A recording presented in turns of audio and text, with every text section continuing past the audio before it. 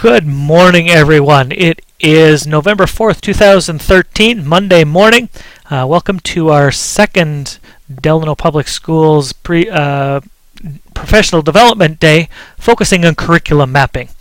We're looking at going with this format to ensure that everybody gets the same message as we move throughout the process of getting curriculum maps taken care of and hopefully completed at year's end. What we want to be focusing on or getting out of today is that you're going to understand why we are completing the curriculum maps once again and make sure everybody has an understanding of that, and that you're going to know what you need to do today and the expectations, and also that you understand what the goal of this process is. So the first things first, why are we doing this and why are we moving forward in this direction? Again, the strategic improvement planning process completed last year gave the district 4 focus areas, 2 of which were professional development and curriculum. Out of that process then came this whole idea of the focusing on the curriculum mapping as one component to move towards completion of the curriculum and professional development focus areas. Since that time, each of the school improvement plans or each of the building sites have worked towards putting as part of their improvement plans a curriculum mapping component to their improvement process. So as you can see, the district is pretty well focused on moving forward with this plan, and that's again part of the reason why we are doing this. Again, the professional development vision is focusing on a couple of areas, and the first one is an aligned curriculum design. So that's why we are doing this, along with, again, the technology and being data driven.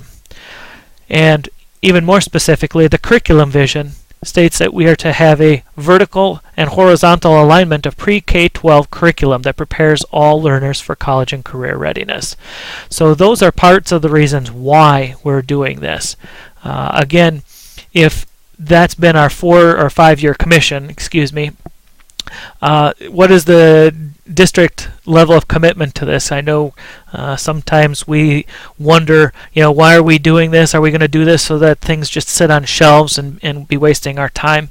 And from our discussions at the professional development committee level and from the administration level, it does not seem like that's going to be the case at all. We're looking at putting together a plan that's going to use these documents to move us for certain through the next 5 years.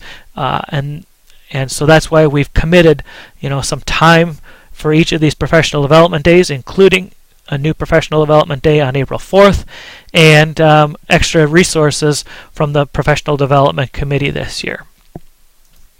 So again, why were we commissioned? What are we going to be using this for? If you say we're going to be using this, what is it going to be used for? I think once we get to the point that we have these completed, we're going to be looking at having discussions either at professional learning community levels or at grade levels or at department levels, however those committees may look in the future. We're looking at performing gap analyses to make sure that we're not missing anything. Again, we're looking at that horizontal and vertical alignment component from the curriculum standpoint. We're looking at assessment, examination, and design as using this tool as a possible way to talk about our tests and our examinations, and making sure that even our assessment questions are aligned with standards if we're in one of those standards areas. So those are some of the conversations that we'll be having into the future. And the map is also going to be used at grade and department level to determine needs. So those are some of the ways that this could be used in the future. I'm using Screener right now, and I'm only allowed to use 5-minute segments. So I'm going to break away here real quick, and then we'll finish our presentation for day number 2 on curriculum mapping. Thanks.